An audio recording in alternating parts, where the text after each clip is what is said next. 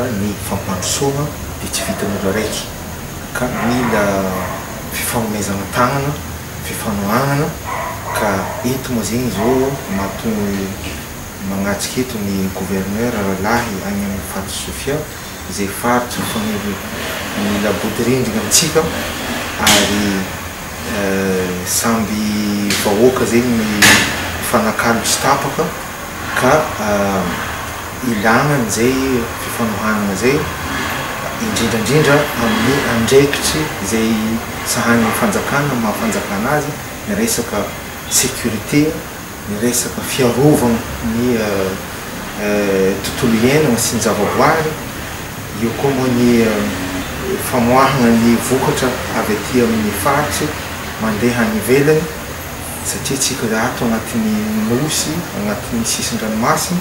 ka izany raha jiaby zay zany mila ilana fifanohana fifanomezana taona ato moa ny préfet izay mikirakira lafin'ny administration sy ny lalàna rehetra mikasika an'izay raha zegny ka raha tsisy ny fifanomezana tagnana ny fiarahana miasa dia zava-poagna ihany ny eritserity ny fampandrosoana. Ny fitondrasana ny faritra moa tsy vita ny faritra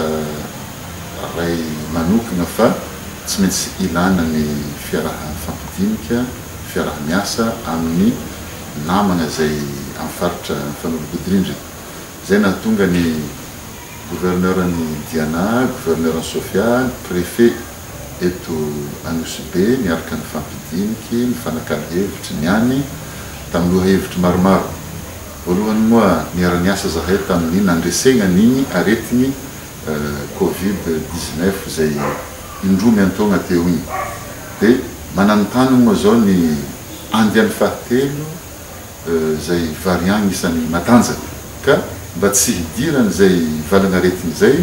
dia ny fanakalo hevitry zahay nandinika hoe ahoana sy ahoana ny hiarovantsika ny vavahady zay hidirany zany valana aretigny zany na antampotanànan'ny Dego na eto Anosy-Be na ao amin'ny faritra Sofia ka zay zany isany fampiresahanay teo. Dia ny fampiresaka koa mikasika ny resaka la vanille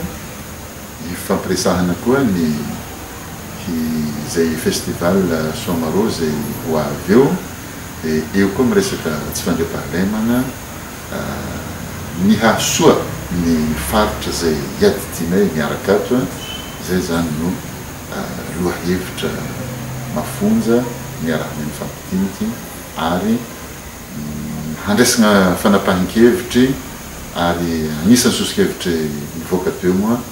hisy fiarahana amin'ny kondoa miaraka amin'ny OMC sy ny chef de service zay voakasiky ny hevi-dehibe zay hivoriagna ho atao ary ny tanàgna zay anaovagna anazy mbola ifampidinihina miaraka eo. Farany voateny teo koa ny resaka fiarovana ny tontolo iainana satria samy manana mangrove na ny Sofia na ny Diana hita fa misy magnapotika izy io, misy manao charbon, misy mihitsy manao hazo zay ampiasaigna amin'ny fanaovana trano ka fiarovana zay mangrove zay anisany fampidinihina.